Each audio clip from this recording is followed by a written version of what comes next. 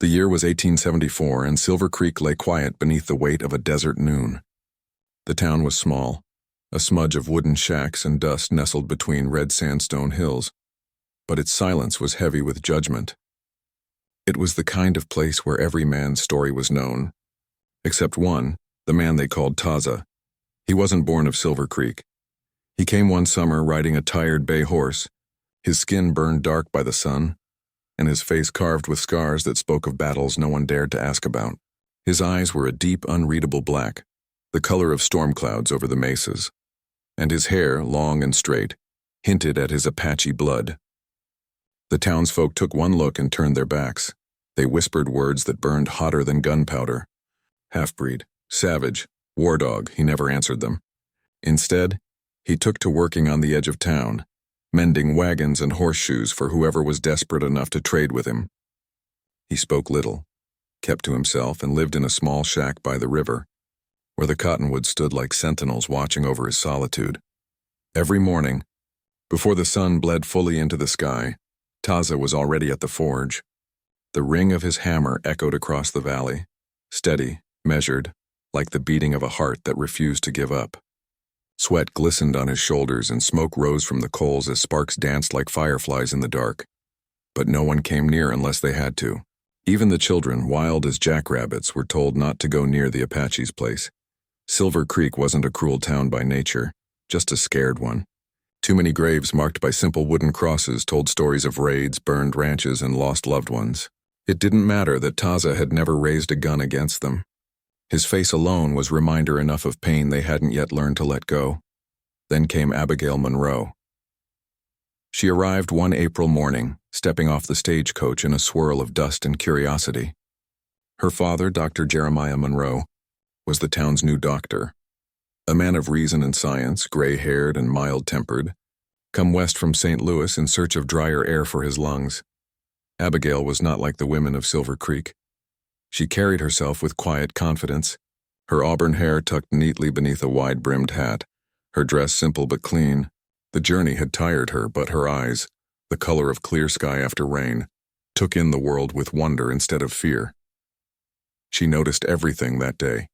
The chipped sign above the saloon, the lazy swing of the blacksmith's hammer, the way the dust lifted from the street like ghosts of 1,000 old grudges. And that was when she saw him, Taza. He stood by the forge, sleeves rolled up, hammer striking rhythmically against a glowing horseshoe. A young ranch hand's colt had spooked, jerking against the halter. Abigail watched as Taza reached out slow and steady, whispering something soft. Words in Apache tongue, foreign but somehow tender. The colt's wild eyes softened. It stopped trembling. The man's hand, scarred and strong, brushed along its neck with surprising gentleness. Abigail had never seen such a contrast, the strength of a warrior paired with the calm of a man who understood pain. Something stirred in her heart, a feeling she could not yet name. Later that afternoon, while helping her father unpack in their modest home by the church, Abigail asked, "Who is the man at the blacksmith's forge? The one with the dark hair and the quiet eyes?" Her father's hand paused mid-motion. He sighed. "That's Taza," he said finally. "Half Apache. Keeps to himself. Folks don't much care for him. Say his kind brought trouble before." "Is he dangerous?" Dr. Monroe shook his head. "No, only wounded. Not in body, I think, and in spirit. He's seen war and hatred enough for 10 men. Abigail said nothing more, but that night, long after her father had gone to sleep, she stood by her window watching the flicker of the forge's fire far down the street. She thought of the way he'd calmed the horse, of the scars that crossed his face, and she wondered what stories those marks would tell if they could speak. The next morning, Abigail found an excuse to walk toward the forge. The heel strap on her shoe had come loose, and though she could have fixed it herself, she carried it in her hand as though it were a reason meant for destiny. Taza looked up when she approached. His gaze was sharp but not unkind. He said nothing, just waited for her to speak. "Good morning," she began, her voice soft but steady. "Could you mend this for me? I seem to have lost the knack for a needle and thread." He nodded once and took the shoe from her hand. His touch was gentle but deliberate, as though he handled not leather but something fragile. He worked in silence, and she found herself watching the curve of his jaw, the focus in his eyes, the slow patience of his hands. When he handed the mended shoe back, she smiled. "Thank you." He inclined his head slightly. "You're welcome," he said. His voice was low, deep, with an accent that carried the rhythm of the desert, like wind over stone. She lingered a moment. "You have a steady hand," she said. "A doctor could use hands like that." He glanced toward the hills. "A doctor heals," he said quietly. "I only mend what's already broken." There was something in his tone, a weight she didn't understand but longed to. By the week's end, the whole town had noticed her visits. Abigail found excuses, a squeaky wheel, a bent buckle, a question about horseshoes she didn't really need answered. Some folks smiled behind her back. Others frowned openly. At the saloon, whispers started. "Doc's daughter's got a soft spot for the half-breed. She'll learn soon enough what kind of blood runs in him." But Abigail wasn't one to be swayed by idle talk. The frontier had taught her that character wasn't built on birth, but on what a man did when no one was watching. And she had watched him. Watched how he gave water to an old stray dog, how he helped a widowed woman's boy fix his wagon without asking for pay, how he worked from dawn till dark with the steady calm of someone who carried his demons quietly. She saw his scars, not as a warning, but as a story of survival. Still, beneath the desert sky, she could sense the loneliness around him like a shadow that would not lift. One evening, as the sun sank behind the mesas, painting the sky in gold and blood-red streaks, Abigail crossed paths with Taza again by the river. He was sitting on a rock, whittling a small wooden horse. "You made that?" she asked softly. He nodded, eyes still on the carving. "For the blacksmith's boy. He lost his father last winter. Thought maybe it'd help him remember he's still strong." She smiled, touched by the quiet compassion in his words. "You're kind, Taza." He looked up then, his eyes catching the fading light. "Kindness," he said, "is not a thing men expect from me." "Then they don't see what I see," she whispered. For a long moment, neither spoke. The wind moved through the cottonwoods, whispering the language of ghosts and dreams. The world seemed to hold its breath, as though even the desert had paused to listen to the fragile beginning of something no one else could understand. In that moment, she saw beyond the scars, to the gentle heart beating beneath them. And though the world would not approve, she knew deep down that her life in Silver Creek had just changed forever. The weeks drifted by in the slow rhythm of the desert, long days baked in sunlight, long nights echoing with the mournful cry of coyotes. Silver Creek kept its wary peace, but gossip moved quicker than the wind that carried dust through Main Street. Every tongue had turned to the same subject: Abigail Monroe and the half-Apache blacksmith. The people spoke as though the world were coming undone. A white woman speaking kindly to a man of mixed blood. It was a scandal that scratched at the fragile pride of the frontier. Yet for all their whispers, Abigail didn't care. She found herself drawn again and again to the sound of Taza's hammer, the soft hiss of the forge, the quiet steadiness of his presence. It began with excuses, small, harmless things. A wagon strap that might snap soon, a lantern hinge that could use oiling. Her visits grew longer and their silences grew softer. Taza, though cautious, didn't send her away. He had learned long ago that some storms cannot be outridden, only weathered with dignity. One afternoon she came carrying her father's saddlebag, the clasp broken clean off. Taza looked at it briefly, then motioned toward a bench. "Sit," he said simply. She obeyed, brushing the dust from her skirt. The air was hot, thick with the smell of iron and smoke. When he began to work, she studied him openly.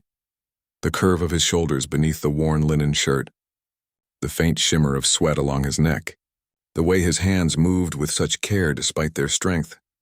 "Doesn't it tire you?" she asked softly. "Being alone out here day after day?" Taza paused only for a breath before answering. "Better alone than hunted." "Hunted?" He nodded. "Men see my face and remember what they've lost. They don't ask which side I was on and only what I am." His hammer struck the metal with a sharp ring. "Out there," he said, motioning toward the open land, "the Apache are called savages. In here," he gestured toward the town, "I am one of them. There is no place that fits both halves." Her heart ached at his words. "And yet," she said gently, "you build, not destroy. You mend things broken. That seems a kind of belonging to me." Taza looked up then, truly looked at her. For a moment his expression softened, a flicker of warmth breaking through years of guarded silence. "You speak kindly," he murmured, "but kindness here is costly." "Then let me pay it," she replied. That small exchange, quiet, unassuming, became a promise neither of them could name. A few days later, trouble came riding. A band of cowhands from the nearby Dixon Ranch rolled into town after payday, drunk on whiskey and mean as hornets.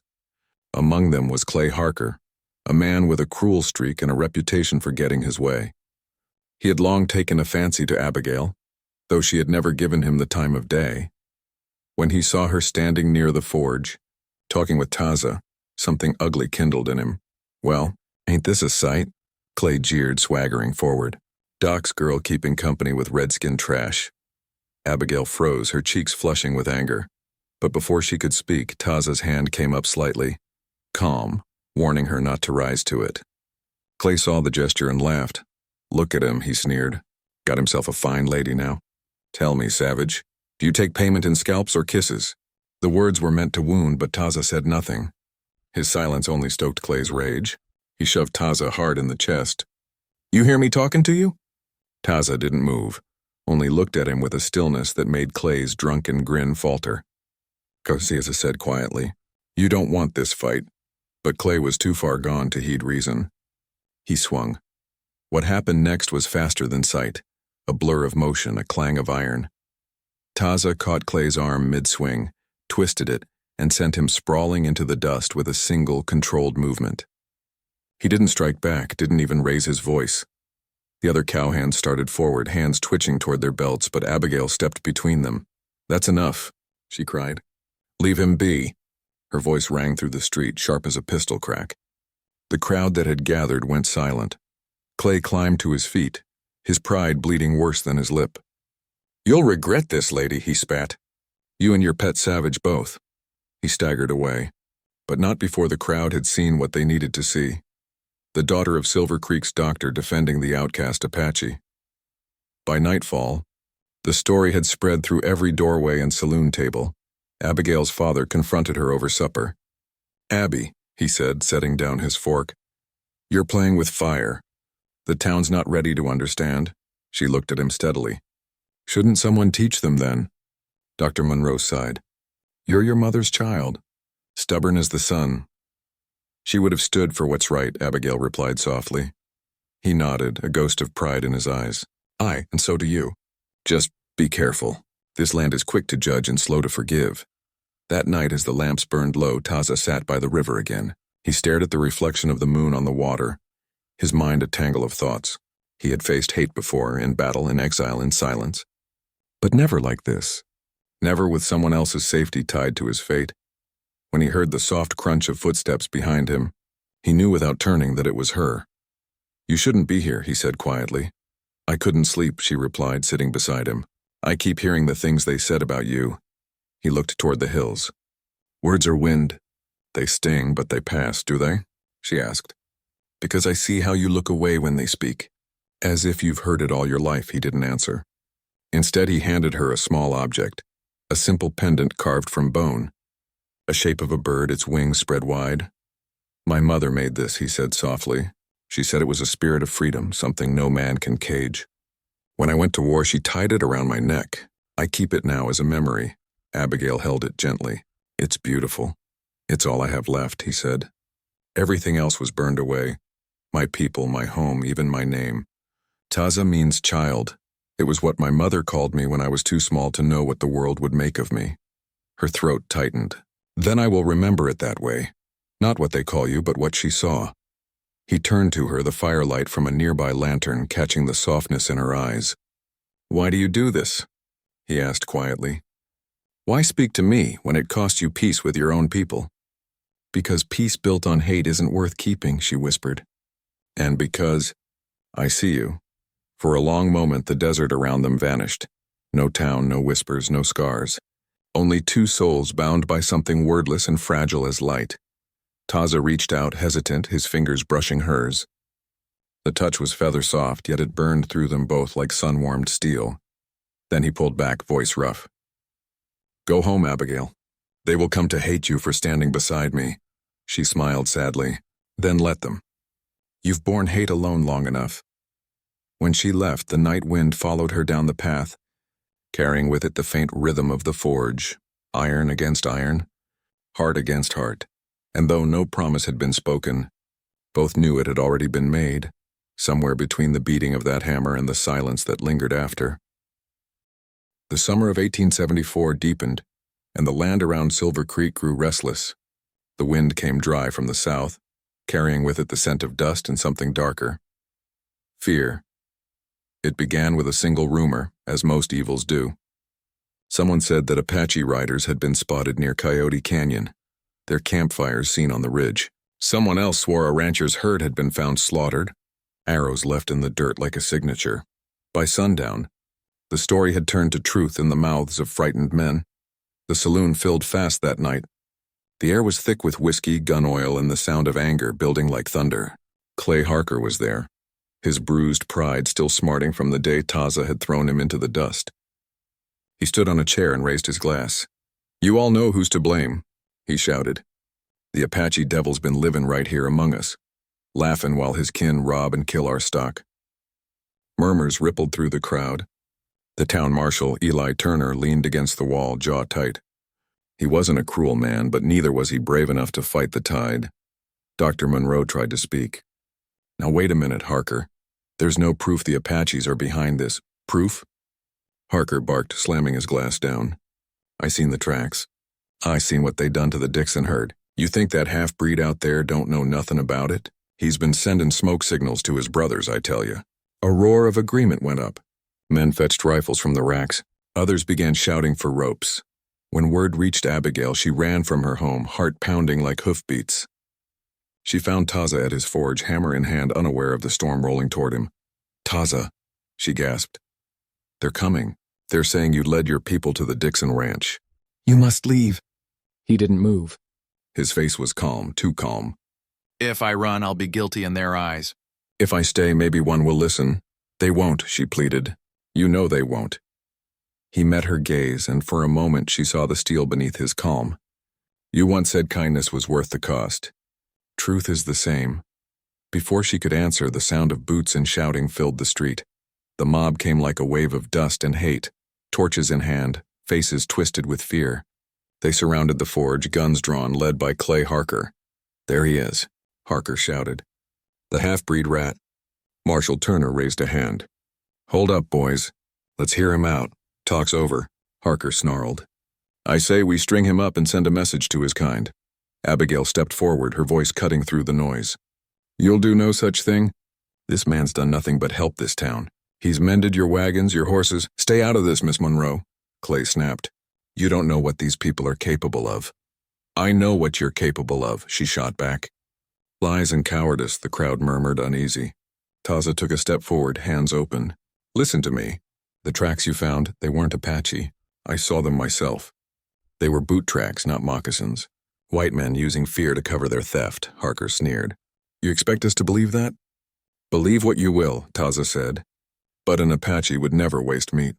Your cattle were slaughtered for sport."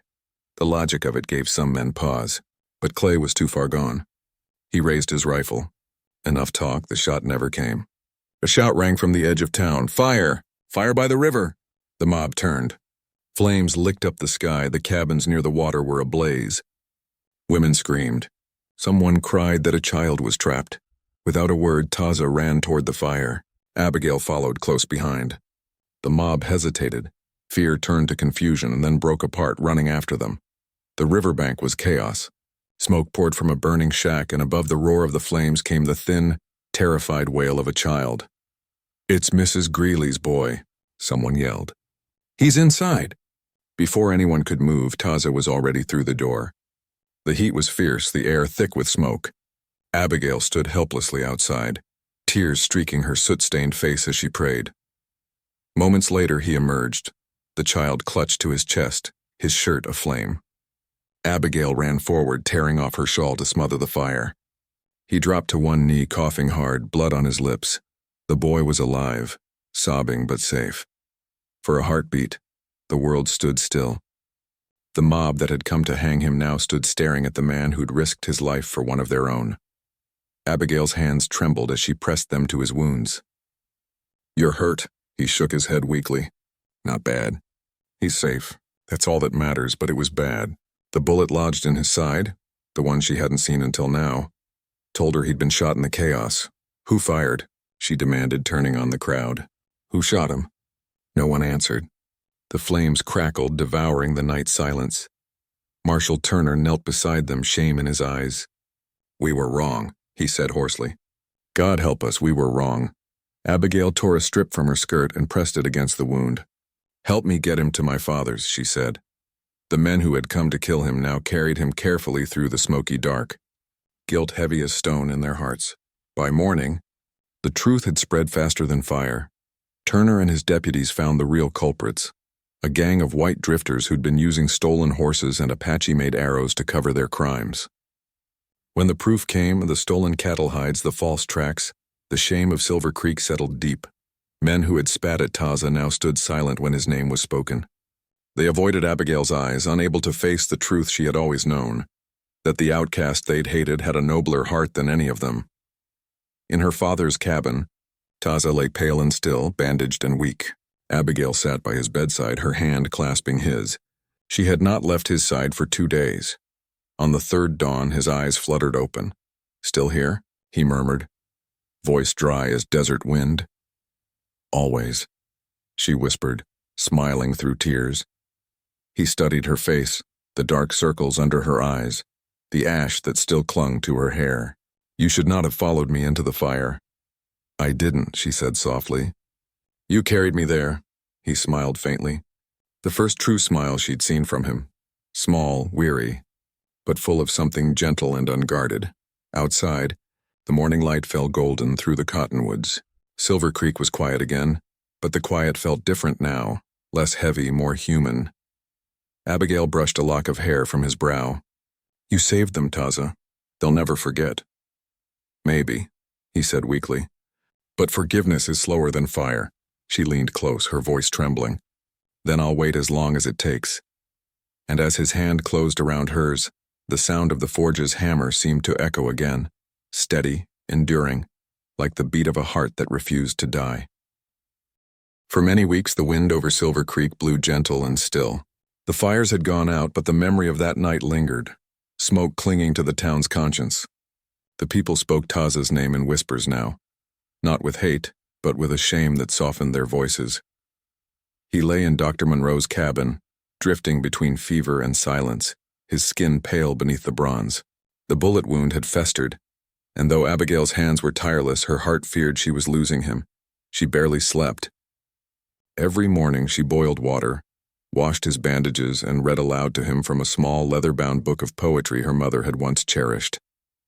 She told him of the changing sky, of the hills turning green again after the rains, of the wildflowers rising along the trail as though the desert itself wished him to live. And though he never answered, she saw his hand tighten around hers when she spoke, a small sign that life had not yet let him go. Dr. Monroe watched quietly, his old eyes full of unspoken understanding. "You've got the spirit of your mother," he said one evening. "She'd have done the same for a stranger." Abigail smiled faintly. "He isn't a stranger anymore." Her father nodded. "No, I reckon he never was. The fever broke one night under a sky full of stars."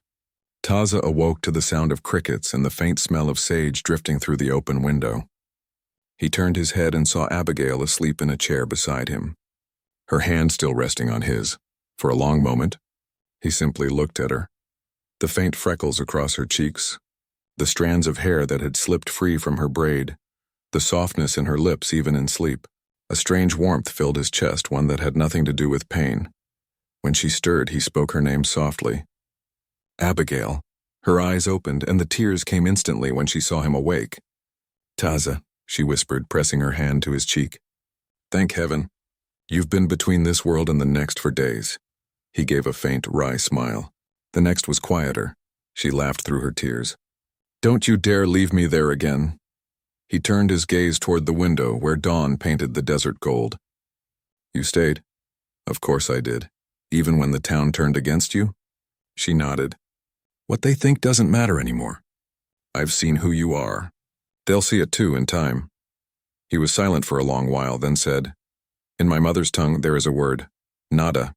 It means the spirit that heals. You are that, Abigail." Her heart swelled at his words. "Then let me keep healing you, Taza. Not just your wounds, all of it." He met her gaze then, dark eyes soft as dusk. "You can't heal a man who's lived his whole life unwanted." She reached out, tracing the scar that ran from his temple to his jaw. "Then let me try." The days that followed were gentle ones. Abigail would walk with him along the riverbank once he was strong enough, her arm beneath his to steady him. The cottonwoods whispered above them, their leaves flashing silver in the sun. The river sang softly, carrying the scent of wild mint and new grass. He told her stories then, not all at once, but in pieces, as though each word were a stone lifted carefully from his heart. He spoke of his mother, Niley, an Apache woman who had loved a white soldier once, of how she had taught him to hunt by the rhythm of the earth and to speak to horses as though they were kin, of how the soldier never returned from war, and the tribe, broken by loss, turned their backs on her for loving the enemy. He told her how he had grown between two worlds, the boy with no place to belong, how he had fought for the U.S. cavalry once, only to watch both sides commit cruelties that left his soul scarred deeper than his flesh. "I learned to stop hoping," he said one evening. "When you belong nowhere, it's easier to belong to silence." Abigail's hand found his. "Then maybe I can teach you to hope again." He smiled faintly. "And if hope breaks me?" She squeezed his hand. "Then I'll hold the pieces." As the weeks turned to months, Silver Creek began to change, just as the desert changed after rain. The same men who had once spat at Taza's feet now nodded respectfully when he passed. Mrs. Greeley, the widow whose boy he had saved, brought him fresh bread every Sunday. Children who had once run from him now followed him to the forge, wide-eyed and curious. He taught them how to shape iron, not to make weapons, but horseshoes, hinges, tools. He showed them that fire could build as well as destroy. Abigail often watched from the doorway, her heart swelling with quiet pride. Each swing of his hammer felt like a prayer, a steady rhythm of forgiveness, patience, and newfound peace. One evening, as the sun melted behind the hills, she joined him at the forge. He was finishing a small cross made of iron, simple but beautiful. "For the church," he said when she asked. "They asked me to fix the old one. It broke in the fire." "How fitting," she said softly, "that you should be the one to mend it." He glanced at her, his lips curving slightly. "Perhaps I'm learning to mend more than iron," she smiled. "And perhaps I'm learning to love a man who's stronger than iron." He looked at her for a long moment then, the heat of the forge flickering across his face, and said quietly, "You should not speak of love to a man like me. The world would not forgive it."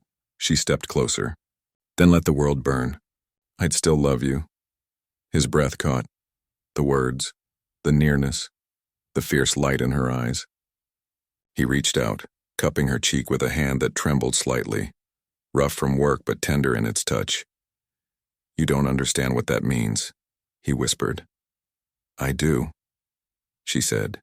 "It means I see the heart beneath the scars." Their foreheads touched, and for a moment the forge's glow was the only light in the world. The sound of the hammer faded, replaced by the quiet rhythm of two hearts learning to beat as one.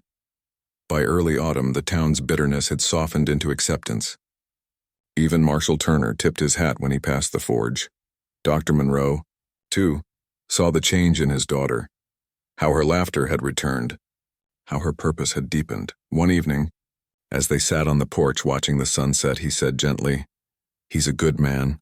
Abby, better than most I've known." She smiled, eyes distant. "I know." The doctor nodded, then added quietly, "The world may not understand it, but I do. If your heart's set on him, you have my blessing." Tears filled her eyes. "Thank you, Father." When she told Taza later that night, he didn't speak for a long time. He stood beneath the stars, staring at the horizon, the weight of his life pressing against the fragile gift she had just offered him. "My mother used to say," he began softly, "that love is the one thing the desert cannot bury. Even when it seems dead, it blooms again after the rain." He looked at her then, his voice thick. "You've brought the rain back to me, Abigail." And under that vast starlit sky, where the ghosts of hatred and sorrow had at last fallen silent, he kissed her, slow, reverent, full of everything words could not say. It was not the end of their story, only the healing. The beginning of something pure born from ashes and pain. Spring came to Silver Creek like a slow exhale, the kind that followed a long-held breath of sorrow. The desert, once parched and lifeless, was alive again. Wildflowers painted the canyon floor in strokes of yellow and violet. The river swelled, carrying the scent of fresh rain and mesquite through the valley. Taza stood on the ridge above town, watching it all. He no longer hid in the shadows of Silver Creek. The blacksmith's forge was his again, not as a place of exile but of belonging. Men greeted him now, and women who once crossed the street to avoid him now brought him bread, mended shirts, small tokens of gratitude. But even as the town healed, Taza knew what was coming next, the thing he could no longer deny. He turned when he heard her voice behind him. "You've been quiet all morning," Abigail said softly. She came up beside him, her hair loose in the wind, her eyes bright beneath her wide-brimmed hat. He smiled faintly. "I was listening. To what?" He pointed toward the horizon. "The land. It speaks when the rains end, says what's been lost and what will grow again." Abigail looked out with him, the sunlight warming her face. "And what does it say now?" "That it's time," he said quietly. "Time for what?" "For me to stop running from the past, and to ask you to walk beside me in whatever comes next." Her heart stilled. She turned toward him, the wind lifting the edge of her skirt.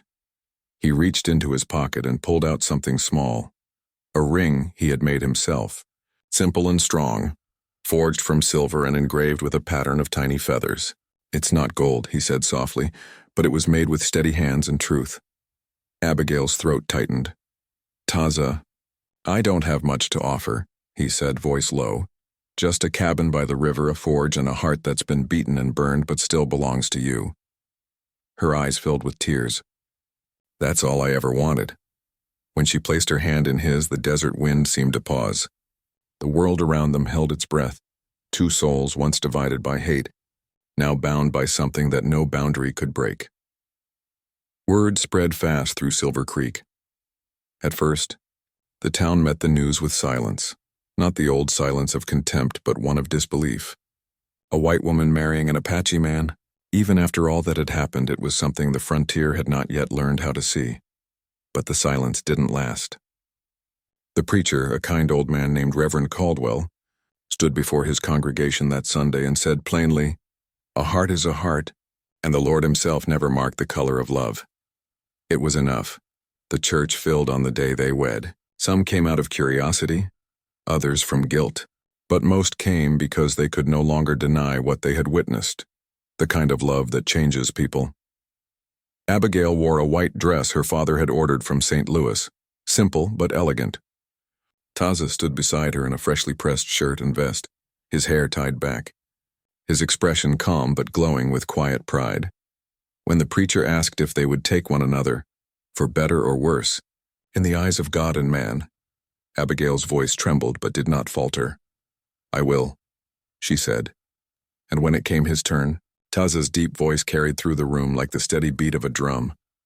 "I will until the wind stops moving over the land." There was a hush, and then applause, genuine, warm, even tearful applause. Dr. Monroe wiped his eyes. "Well," he murmured, smiling through his beard, "I reckon the deserts finally learned a bit about mercy. They made their home by the river where the cottonwoods grew thick, the same place where Abigail had once found him carving a wooden horse. The forge stood beside it, and the cabin was small, but every inch of it bore their shared labor, her stitching, his craftsmanship. At dawn, the smoke from his chimney rose like a column of peace, not exile. He still worked iron, but now with laughter in his eyes. And she, the doctor's daughter, had traded lace gloves for calloused hands and the freedom of the open sky. Some evenings, when the sun dipped behind the red cliffs, they'd sit together on the porch, her head resting on his shoulder. He'd tell her stories of the old ways, of coyotes who sang to the moon and spirits who rode the wind. She'd listen with a smile, fingers tracing the line of his scar, which no longer seemed like a mark of pain but of survival. "I used to hate this scar," he told her once. "It reminded me of everything I'd lost." "And now?" she asked. He looked at her, eyes soft as the evening light. "Now it reminds me of what I found. Seasons turned. Silver Creek grew. New settlers came, and with them, new beginnings. Taza became something of a legend, not a tale of violence, but of grace. When someone's wagon broke on the trail, he fixed it without pay. When a storm swept through the valley, he was first to help rebuild. People began to say his name not with suspicion, but with respect. Children grew up hearing two stories about the man by the river. One told of a warrior's strength, the other of a heart gentler than any they'd ever known. Both were true. Abigail, too, found her purpose. She helped her father at the small clinic, treating the sick, teaching the town's women to read and write. She and Taza became the quiet center of Silver Creek, a symbol of the peace that could grow where hatred once lived. Sometimes, though, when the moon was high and the desert lay still, Taza would rise from their bed and step outside. He'd stand by the river watching the reflection of the stars. Abigail would follow him, wrapping a shawl around her shoulders. "You're thinking again," she'd whisper. He'd smile faintly. "Always. What about?" "About my mother," he'd say. "About the land that raised me. About how I thought I was born to walk alone, until you proved me wrong." She'd take his hand, and together they'd listen to the coyotes singing in the distance, the same song his mother had once told him was meant for those who'd found their way home. Years later, when the two of them were old and Silver Creek had turned from a dusty outpost into a thriving town, folks would still speak of them. Children would point to the cabin by the river and say, "That's where the Apache blacksmith lived, the one who saved the town," and their mothers would add softly, "That's where love taught Silver Creek to see the heart, not the blood." No one in town called him half-breed anymore. To them, he was Taza Monroe, husband, craftsman, and legend. On quiet mornings, Abigail would sit at the porch, the wind in her hair, watching the sunlight dance across the forge where Taza still worked, older now, slower, but just as steady. She would smile, remembering the frightened horse, the whisper in Apache tongue, the day she first saw the man beneath the scars. And when he came to her, wiping the soot from his hands, he'd kiss her forehead and say, "The world never wanted this love, Abigail." And she'd smile up at him, eyes bright as ever. "No," she'd say, "but we did." And that's all that ever mattered. The wind would sweep through the valley then, carrying with it the scent of sage and the memory of two souls who had changed the face of a town, not with gunfire or gold, but with a love that refused to bow to the hate of men. And long after they were gone, the people of Silver Creek would tell their story, the story of the woman who saw the gentle heart beneath the scars, and the man who finally believed he was worthy of being loved.